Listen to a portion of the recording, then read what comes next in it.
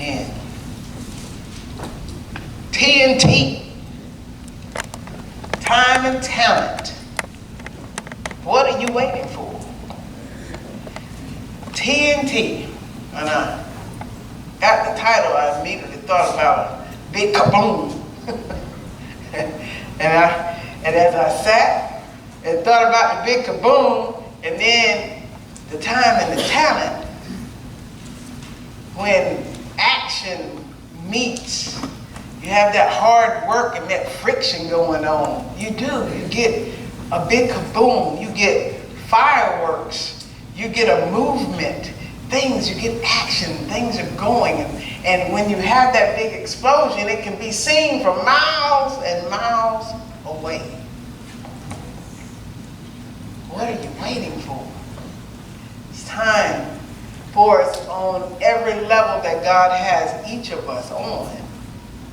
It's time for us to explode on whatever your status is, that God, when He called you from where you were, it became a time for you to explode. For some of us, He's gently calling us.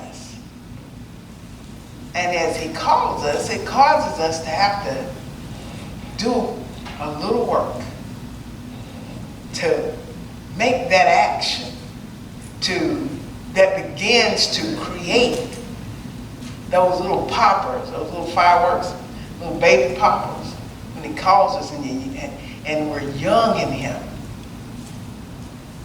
Then as those little baby poppers are joined together, you get little sticks of dynamite. That action is exploding in you. I remember as God was bringing me through this message, I remember an acquaintance of mine. I won't call him a friend. Well, he is a friend. At that moment he was. I've not seen him since. God used him to begin to spark a little popper, or add another popper to my life. At that time, I was a single female in the church that we were at that time, and we were off at the Feast of Tabernacles. And it was a singles event. So all of us single people from the ages of 18 and up, we would go to these singles events that they would host for us during the Feast of Tabernacles. And we'd get together and maybe dance, play games or whatever, and talk. Some of us about our woes of being single. Some of us just talking and about just life in general and where we were in life. And there was a gentleman there, a young gentleman there that asked me, he was from Guyana, and he asked me, he said, "What are you waiting for?" Now I want you to know that really rubbed me the wrong way. Because one, we were at a singles event, and like the nerve you got asking me what I'm waiting for. What you waiting for? He said, "Well, I'm not waiting." He said, "I didn't wait." I was like, "You didn't wait?" What? I said, what page are we? Well, we on the same page.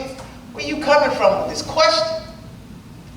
He said, "Well, I've talked to you at a couple different events, and I know that from your past, that you shared with another person that your father was a pastor at another church before you guys came to Worldwide, and even being in there. Now, at that point, he was a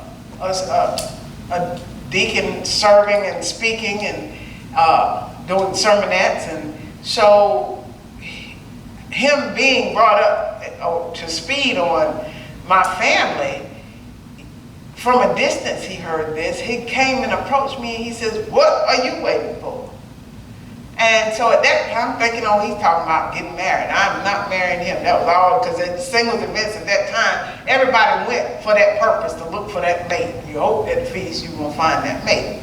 Well, guess what? I found mine, but it wasn't a man. And the spark that was, I guess he lit the little flint that was coming out of my popper, my little small stick of dynamite. And it just stayed there, and it sizzled and it burned for years. What are you waiting for? You know about Jesus. You started learning about him years ago as this gentleman began to explain where he was coming from with the question. So at the time, being a single in the church, at that time, some were going ahead and getting baptized. And to me, it felt like that's a fashion. It was a thing to do because they felt like I needed to be baptized in order to get married. And then that's why they would push on and do what they did. And I said, well, that's a fashion. I'm not trying to do that right now. And he says, well, how do you figure it's a fashion? I said, well, just from our conversations. But God used him to light my flint. And the reaction wasn't immediate. So a lot of times we think that the action or the reaction to a question should be immediate. But it's not. See, God loves us, and he reminds us that he loves us with an everlasting love. And he tells us that over in Jeremiah 13:3, I believe, or Jeremiah 31:3, that he loves us with an everlasting love. And so it was there wasn't a pressure on me from God. There wasn't a pressure on me to explode into action right then, because the flint had just been lit. So it was burning very slowly, very, very slowly. And God, I'm thankful that he blessed me and took me back to this, to remember this.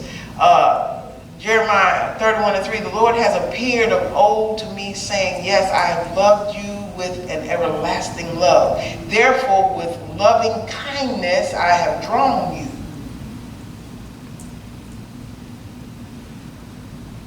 Guess what now? I didn't realize that then, but I do now. With loving kindness, he drew me. Not with haste, not with pressure. Not with, and I'm thankful that he blessed me not to be pressured by the peer group to go ahead and jump in, let's get baptized. Because he didn't have me, that was not where I was at that point. But he allowed my piece of flint to be lit, and it began to burn very slowly to draw me to that point, that belief that was seated in me began to germinate, not because someone else pressured me, not because I felt like I had to, because my parents were at whatever level they were, because believe you me, I was pushing back just as hard as I could within myself, not to have to, I'm not ready for that right now. Got things I want to do. Because if I say yes, Lord, I know that means I got to do some work that you have for me to do. So my work has to come second. And I'm not quite ready for that because I want to do me. But I thank God for taking me back to when he first began to call me. When he took me back so that I could remember that. Now, I want you to stop and look back and reflect. Think back over the years of how I drew you. And it took a while before you really, within your own being, recognized the spark that I had there, the fire that I had burning. When he showed it to me, when he warned me, then I could say, yes, Lord, yes, I love you this much. I love you to the point that I want to do some work for you. Now, as God calls each of us, he calls us He draws us each differently.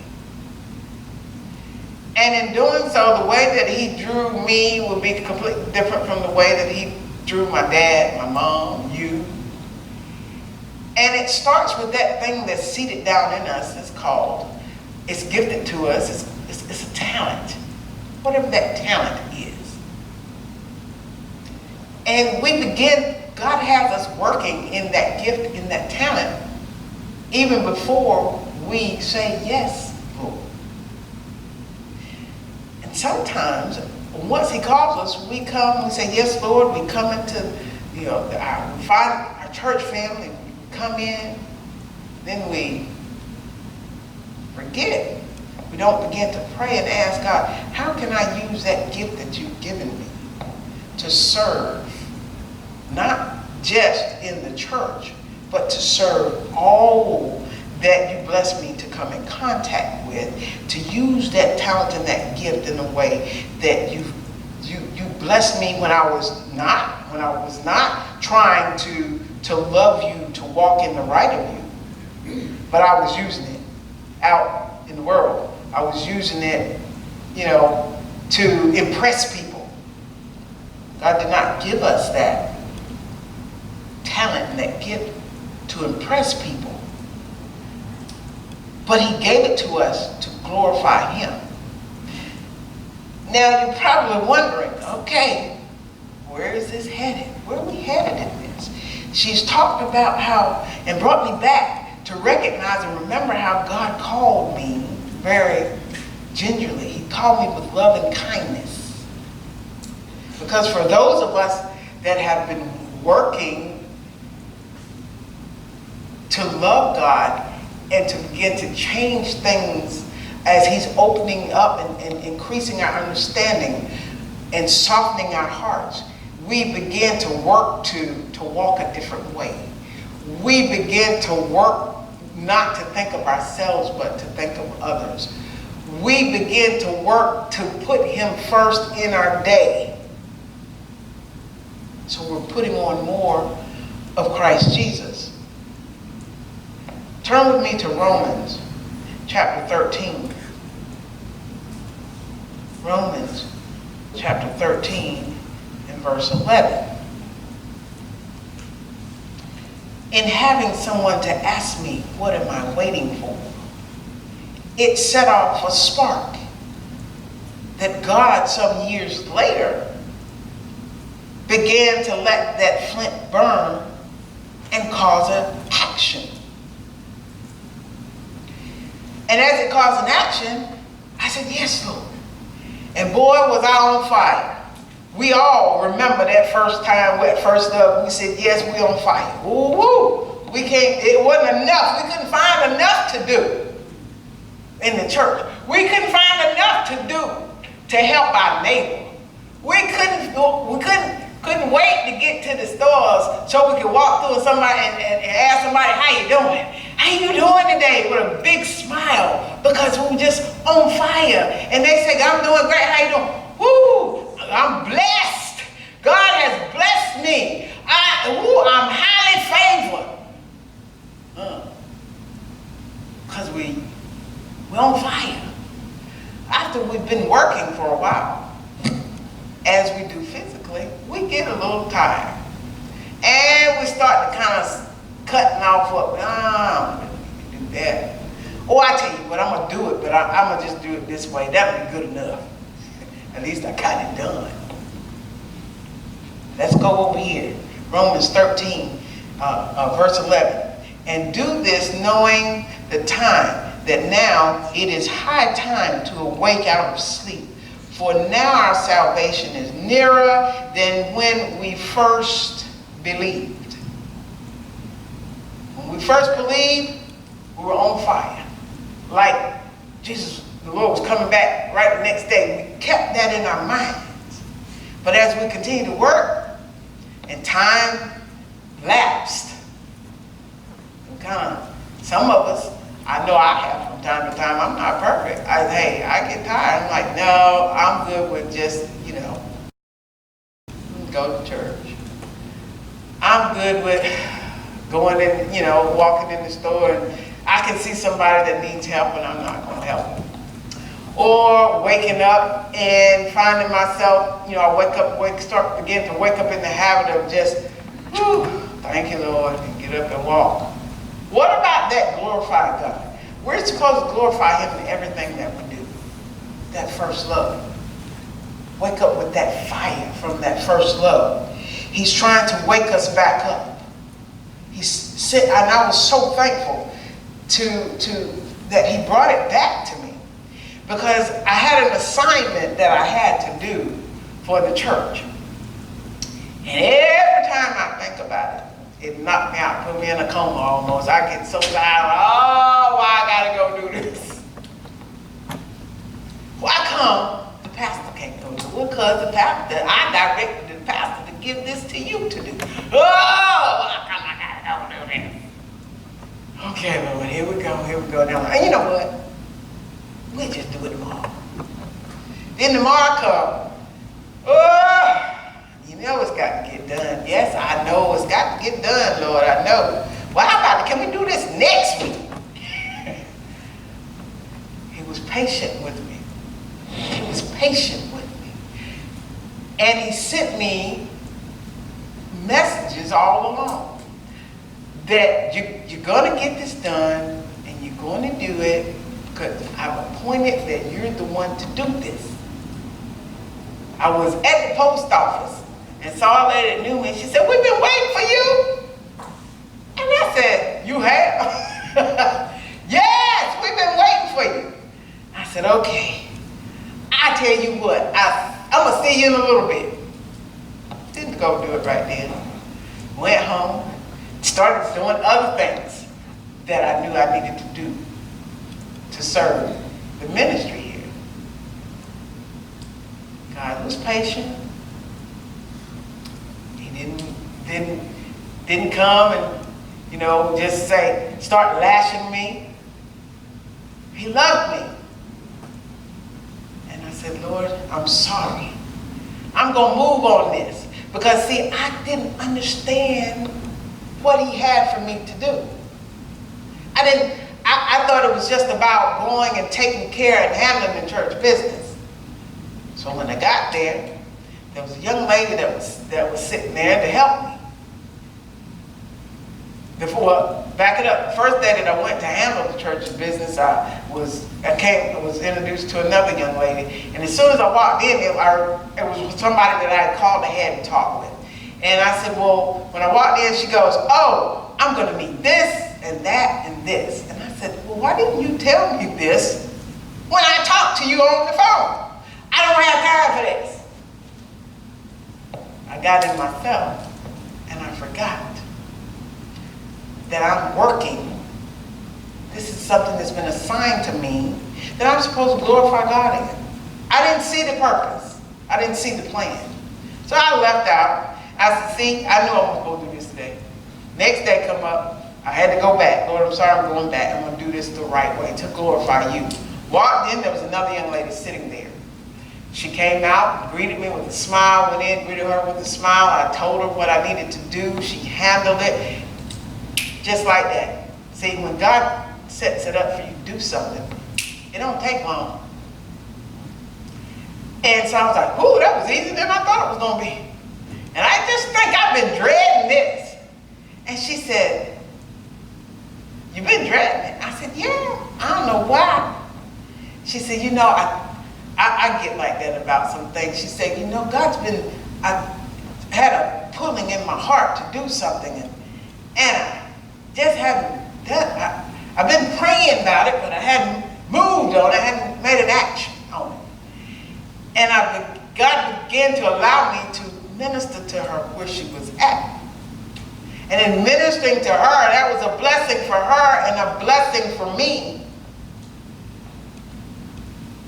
Because I was obedient to go back to do what God had me to do. In order to do that, God had to begin to stoke that fire in me. That first love. Coming back. Wake up. Wake up. This is not about you. Wake up. This is about the work for my kingdom. This is about the work for God's kingdom. And everything that we do, it's about that. The harder we work, guess what? We're going to be ready when Jesus Christ comes back. We're going to be ready. But if we allow ourselves to sit and to slumber, to waste time, to put it off, keep putting it off and putting it off, when he come back, you know how we were as kids when your parents would walk in the house and mom has left a list of chores, especially over the summertime, left a list of chores for us to get done. And then you do a little of them in the morning, then you go do something else, look at TV, lay around, and then you hear them coming in the house and woo, you hop up, you're trying to do everything. I got to hurry up and get done before they get, oh, I hear the key, ooh, and you're running trying to get everything done so you can sit down and look like, oh, it's been done a long time ago. That's how you're going to be when Jesus come back? You want to be scuffling, trying to do something with the gift, the talent that he's given, that he's appointed to you? Is that what you want to be doing, scuffling? Or do you want to be ready? What are you waiting for?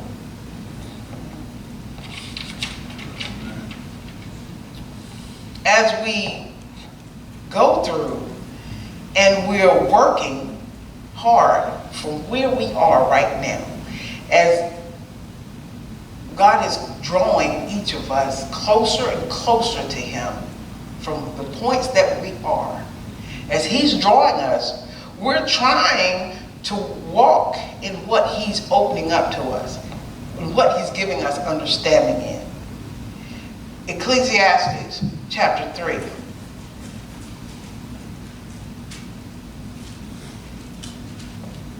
Verse 1. As we're walking, as he's opening up, he's deepening our understanding. With every passing moment within a block of time, that time being indicated as a season, we're learning something. God's growing us, but he does it in his time. He gives us seasons. And I'm thankful that when God opened the seasons up to me, he used his natural seasons. Summer, spring, winter, fall. We have those in our lives. We have summers. We have fall. We have winters. We have springs, when things spring anew in our lives. Each of us are at different seasons. In the fall of the year, things kind of start to fall off a little bit and get a little gloomy. Sometimes we find ourselves in those seasons. In the winter, that's the hardest time of the year for some people. Depending on where you're living, it's super, super cold. Guess what? Spiritually, you can go into those winters. But you got to remember, when you first believed, that flint that's burning, that's keeping you warm, that's causing you to have a reaction or an action. In striving to glorify God in all that we do daily, we are putting on more of Christ through reactions in our seasons and our tests. Ecclesiastes chapter 3 verse 1. To everything there is a season, a time for every purpose under heaven. Then if you continue to read, God covers those summers, those falls, those winters, those springs. He covers that. Go back and read it. But he just wants to remind us. Through all of those seasons, do we cease to work physically? We all get up and go out and go to work, right? Or we get up and go out and do whatever errands we need to do. In all of those physical seasons throughout the year. Well, guess what? In our spiritual seasons, our springs, our summers, falls, and winters, we have to continue to work in God's kingdom. We have to continue to serve in God's ministries, wherever he's placed us. We've got to serve where we are.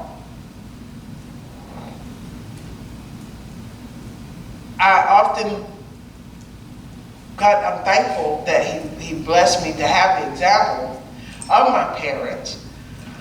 And they work. And I often always will say, ooh, those baby boomers don't never know when to stop working. But see, those baby boomers grew up in the era, the time that they worked, and they worked hard. They had to work. Because families had farms. So it was getting up with the chickens and you going to bed late, but you're working all through that. And they work year round. They work hard. I'm thankful for that example physically. Because that physical example blessed my life as a child, a young adult. But it also translated into my spiritual life as God began to allow me to understand more of what he was showing me.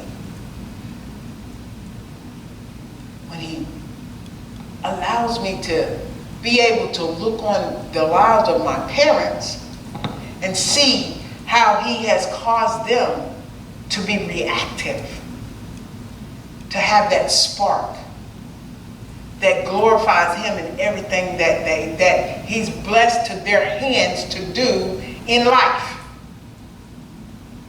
Was it always easy? No. And everything that he blessed to their hands to do, they did not to satisfy any man, any woman. They did it to glorify God in everything that their hands touched to do. They didn't just do it halfway. They did it like, God is watching me do this.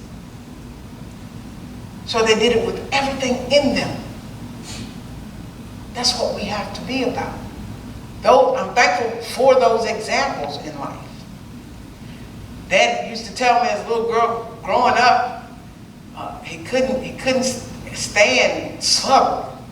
And when it was said, his face was just, and it would make me feel like, well, hey, I'm sorry. I didn't mean it. I did what I understood. I'm sorry. So I can't stand slumbering.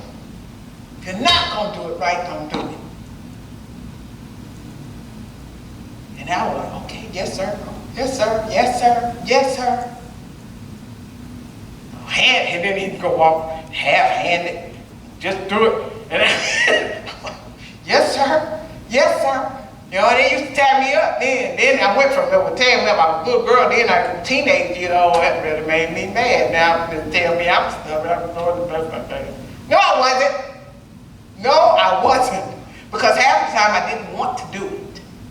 I didn't see the need to do it this way. When God gives us an assignment and he tells us to do it, we don't often see the need to do it in the way that he's given for us to do. We don't often see the need to do it in the timing that he's given for us to do it. But there's a reason and a purpose. There's a blessing in it for you. God's got a blessing in everything that he asks us to do. Everything that our hands touch. You may not see the blessing tomorrow. You may not see it in that moment. See, we've got to turn to that society. We want gratification like right then. You're not going to, God doesn't work that way. His time is not our time. But he doesn't want us to slobber over what we do for him and then put his name on it. He wants us to give it everything that we've got. Whatever he puts in our hands to do, to give it everything that we've got. Because we're doing it not for the pastor, not for the mother, not for me, not for the elder, not for the minister, but for God. That's why you're doing it. Remember that first love? What are you waiting for? What are you waiting for? Psalms 90. Psalms chapter 90. verse 17. And let the beauty of the Lord our God be upon us, and establish the work of our hands for us. Yes, establish the work of our hands. God establishes that. And if we find that, I don't have nothing to do, I don't see nothing to do anywhere, begin to pray. Lord, please give my hands something to do. And Lord, don't just give it to me, giving me something to do, and then I just stand there and look at it. Lord, light that fire. Reignite that dynamite that's sitting there, so I can begin to move in action, and it's an action that glorifies you. Whatever it is that you've given to my hands to do. If it's to sweep the porch, I'm going to sweep that porch like it's gold. I'm going to sweep it and I'll make sure ain't nothing on it. Nothing. I'm going to go back and check and make sure, because God told me to sweep the porch. Whatever he gives to your hands to do it with all your might. Do it so that that explosion of action glorifies God. Don't slugger. Don't do it half-handed. Don't do it just because. Don't put the work that he gives your hand to do, that God puts in your hand to do, don't put it on the back burner. I'm going to do it later on. I'm going to keep putting it off. I get to it. See, I just did that. He just brought me through that. And the biggest blessing to me was the fulfillment of getting it done and seeing the blessing in how he orchestrated it to be done. And then when dynamite explodes, what you have, if it explodes around something, whatever it is blows up a little bit of pieces and it floats, right? So, and those pieces that float out and they touch other things. You're that TNT. Your action explodes and it becomes a blessing that glorifies him, and it's a blessing to whoever is around you. What are you waiting for? What are you waiting for? Matthew chapter 25, verse 14. Here we're talking about the talents. For the kingdom of heaven is like a man traveling to a far country, who called his own servants and delivered his goods to them. And to one he gave 5 talents, to another 2, and to another 1, to each according to his own ability. And immediately he went on a journey. So after here little L, which means, this was some wealthy man that had those servants working for him, and he gifted them with talents before he left. Hey, do something with this while I'm gone. Then he who had received the 5 talents went and traded with them and made another 5 talents. He put his talents to work. They went to work. And likewise, he who had received 2 gained 2 more also. But he who had 1 went and dug in the ground and hid his Lord's money. After a long time, the Lord of those servants came and settled accounts with them. He came back. He went off. They gave him this gift. Said, now use them. Do something with what I've given to you. Do something with the responsibilities that I've put in your hands. And he went off. They didn't know when he was coming back. They knew he was coming back, but they didn't know when. So the 2 immediately went to work, doing something with what had been gifted to them. God gave us a few examples of those. There's a lot of examples in the Bible of those that God gave certain job assignments to. And had they not fulfilled them, then God's kingdom purpose would have been delayed. But they fulfilled them. God even gives us those examples of those that he gave them a purpose and they're like, oh no, oh no, not right now. But right now, God's going to show us, he's given us those examples of Martha, Esther, and Joseph. Martha was one that Jesus Christ frequented. He stopped by, would go to her home. And in this particular one, you can read about it in Luke chapter 10, verses 38 through 41, where he went to the home and he was there to share and minister.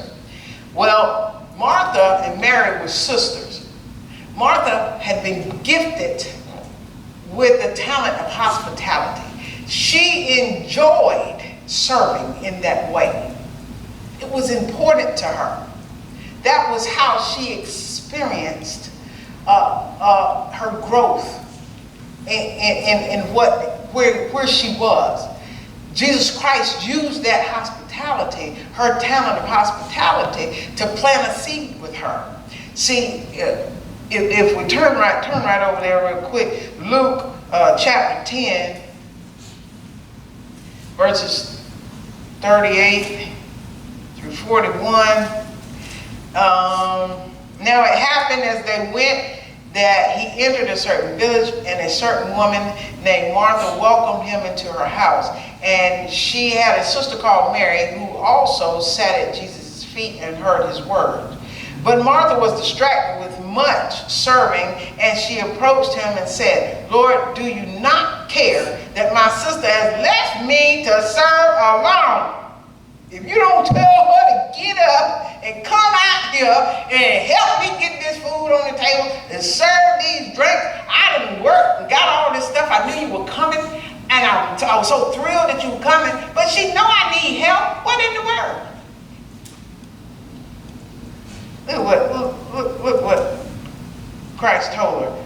Therefore, tell her to help me. And Jesus answered and said to her, Martha, Martha, you are worried and troubled about many things, but one thing is needed, and Mary has chosen that good part, which will not be taken away from her. Mary chose to go and sit down. I need this knowledge. I got to get this right now. Because she's using that. She's growing with that. That's where she was. Guess what? Martha's talent of hospitality, true, good, was a blessing. But Christ said, hold it now. Prioritize your talents. Put them in the right order of what is most important. I know that you're working to get other things done. But don't forget to come and sit down and get strengthened in the word, in the knowledge of what I have for you right now. Your talent is a blessing to everyone that's here. Prioritize. Prioritize. Let's go over to Esther, who was given the gifts of beauty, persuasion, and wisdom. God used those talents that he gave her. He gave her those talents because he needed that purpose to be fulfilled for his kingdom, which was using those talents that Esther had. Esther used them the way that God intended for her to, and she blessed and saved the totality of life for the Jewish people by persuading the King Xerxes, not to kill him, because he was going to annihilate everybody. Now, do you think that she saw gratification just like that? Or did it take a while? And she had to continue to work hard. And in working to fulfill her purpose that God had already seeded to her, had put that work in her hands to do. You think she knew everything? Do you think she could see down the road? Okay, I'm going to do this. And we're going to go this way. No, she had to have that faith. that trust that this is what God's given me, this responsibility, and he's going to help me fulfill this responsibility. And it wasn't an overnight. It wasn't overnight. It wasn't in a few days. It wasn't in a few weeks. It took some years. But her action made a big explosion that glorified God. She continued to serve and work hard at the purpose that God had called her for. As believers, sometimes we can all get minds get a little twisted. But we got to stay focused. Joseph. Ooh, look at Joseph. Now, that isn't a winter. That's a season. That was a rough season for him. And he stayed in that winter for some years. But because of him using the talent that God had given him, hearing and reacting to that call that God had placed in him to, hey, Joseph, don't worry. Don't worry about where you're at. I got you. I want you to do this. Go and do this. Don't worry that they threw you down in the pit and covered you up. Don't worry about that. Because I got a blessing for you at the end of this assignment. See, sometimes we just get one assignment. Nope, sometimes we get a couple of assignments. But Joseph, given the talent to interpret dreams for Pharaoh, in doing so, he obtains a high place in Pharaoh's kingdom, which blessed him to acquire grains and supplies that in latter years blessed his family and blessed Egypt to withstand the famine. You can find that in Genesis chapter 37.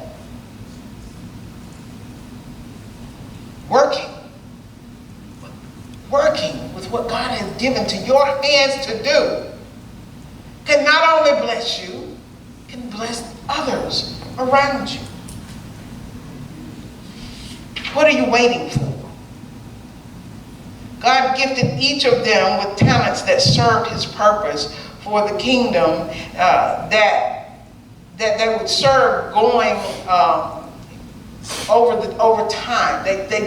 Over time they served that kingdom purpose.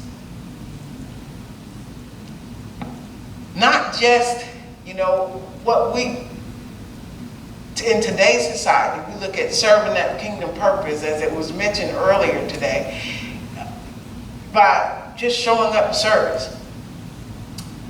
I'm going to show up to Bible study. All right, check. I did what I'm supposed to do.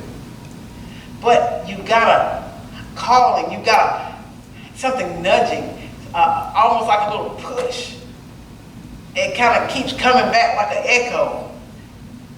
I want you to volunteer to do the kitchen. And you say, I don't want to do no kitchen. I don't even do the kitchen at home. Why in the world would I do the kitchen? And you keep hearing that. You keep getting that nudging. It's a blessing in it for you. You might get a nudging that you've got a neighbor in your community, your next door neighbor or neighbor within your community that you know is ill. You probably might, over the years, said 5 words to them. Hey, how you doing? And God has placed it in your heart. I want you to start preparing a dish or a dinner, a plate, a bowl of soup or something and take to your neighbor once a week. But do you know how expensive food is and you want me to add one more person? There's a blessing there for you. Glorify him and let the shrapnel touch others to be that blessing. Whatever that work is that he gives you to do it with all your might. If you don't find yourself sitting and you don't have nothing to do ever, then you need to start praying, God, give me some work to do so that I can glorify you. And I'm not thinking about myself constantly. What are you waiting for? Have you been gifted a talent or talents that you're not using, or you're using poorly because you fail to prioritize. You fail to plan to glorify God first in your day's efforts. Now, that's not just saying, not just throwing shade, because I would say some mornings I hop up late, or I just hop up with something on my mind. Boom, I'm gone, got to go. And it's the middle of the day before I realize, oh Lord, I'm sorry. I didn't ask you to come with me today. I didn't invite you into my day. Lord, please forgive me. Please forgive me. I didn't have no intentions of not doing that, because I intend and want everything about my day to glorify you. Sometimes it's the end of the day. Been going wide open, I just hopped up and went on. It's a reminder to me, prioritize. Stop and take the time. Are you using the talents gifted to you to yield a profit that glorifies God? Or are you sitting on it, buried it for later because you think you've got plenty of time, letting it simmer? What are you waiting for? Verse 20 of Matthew 25 and verse 20. We'll see there that, verse 20, so he who had received 5 talents came and brought 5 other talents, saying, Lord, you delivered to me 5 talents. Look, I have gained 5 more talents besides them. His Lord said to him, well done, good and faithful servant. You were faithful over a few things. I will make you ruler over many things. Enter into the joy of your Lord. So he was happy, he was excited. While I was gone, you took those 5 talents and you turned them into 10. So just envisioning, this man owns tons of land, tons of property, probably got all kinds of livestock. And okay, I'm gonna make you the district manager over this area over here, because you did so well with what I left here. He also, verse 22, who had received 2 talents came and said, Lord, you delivered to me 2 talents. Look, I have gained 2 more talents besides them. His Lord said to him, well done, good and faithful servant. You have been faithful over a few things. I will make you ruler over many things. Enter into the joy of the Lord. I just made him assistant manager. Then, verse 24, he who had received 1 talent came and said, Lord, I knew you to be a hard man, reaping where you have not sown and gathering where you have not scattered seed. I was afraid, and I went and hid your talent in the ground. Look, there you have what is yours. But his Lord answered and said to him, you wicked and lazy servant. You knew that I reap where I have not sown and gather where I have not scattered seed. So you ought to have deposited my money with the bankers, and at my coming I would have received back my own with interest. Therefore take the talent from him and give it to him who has 10 talents. For everyone who has more will be given, and he will have abundance. But from him who does not have, even what he has will be taken away. And cast the unprofitable servant into the outer darkness. There will be a weeping and gnashing of teeth. He said, hey, you done absolutely nothing, and you thought that was going to make me happy that you took it and you just locked it up in the safe, or you just went over there and put it in the basket, slid it back so nobody could find it, and just return it back to me undamaged. Wrong. I can't do anything with you. You've not netted me any profit. You've not done any work since I've been gone. You're fired. What are you waiting for? You think you're going to wait till you're going to know the timing that Jesus Christ is coming back and you're going to do like the little kids, mom come in the door and hop up? Oh, yeah. Woo, woo. Oh, I tell you, whew, I've really been working. Like he ain't going to know.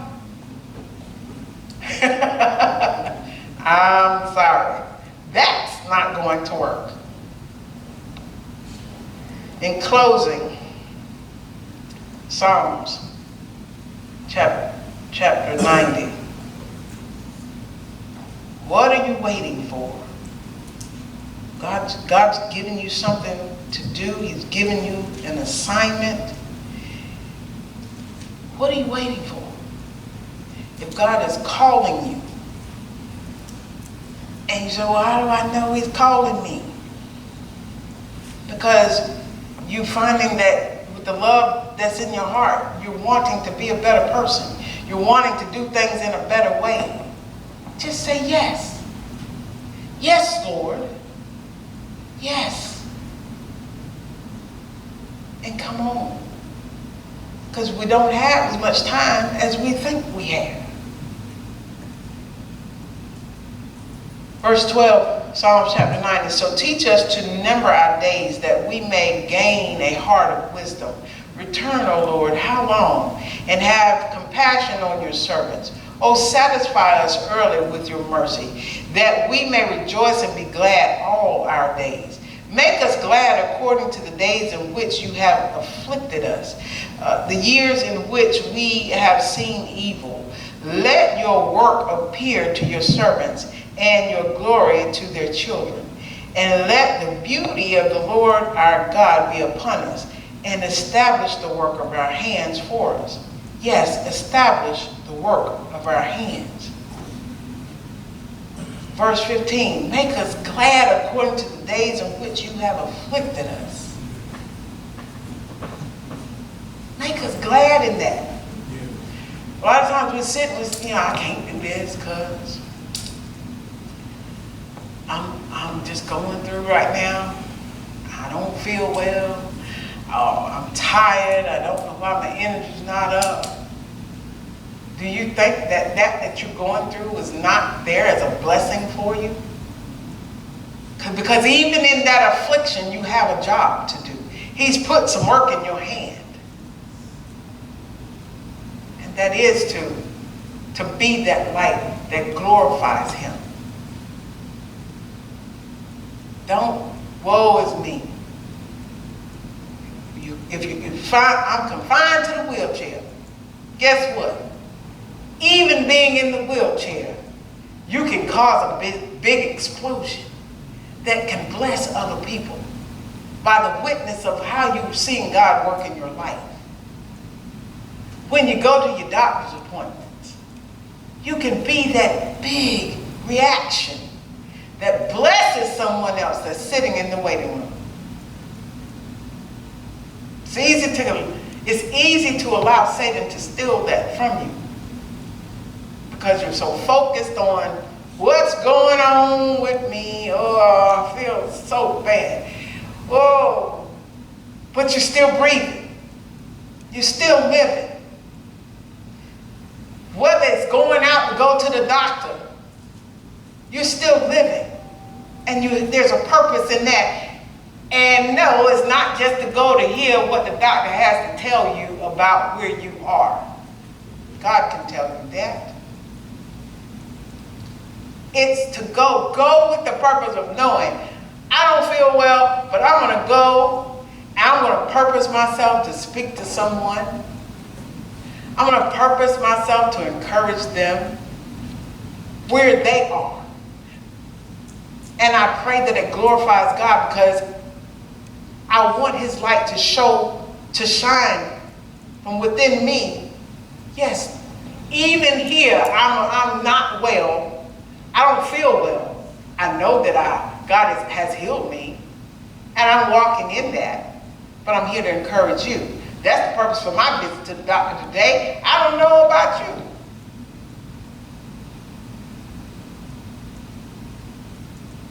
Even in our afflictions, we have a job to do. Even in our afflictions, we must pray. Pray. If you don't feel like you can't see, sometimes that pain can blur our vision so bad. It can cause a vibration, a ringing in the ears that you can't even hear. Pray and ask God to remove all of that. Remove it from me, Lord, that I can see, even in my affliction, the work that you have for me to do right here at my hands, in my hands.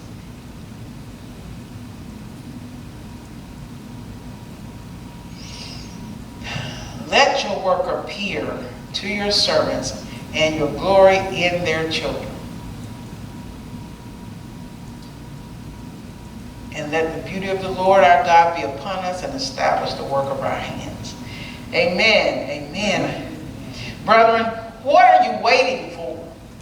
Let's not be lazy in our service to God's kingdom purpose. Because each of us, he's given each of us a talent. As he has given each of us those talents, not for us to shine, but for his glory. Let's get busy working, no matter our age or our physical ability. Christ Jesus is coming back to settle your account. Will it show a profit? I pray it will. You're still a work in progress.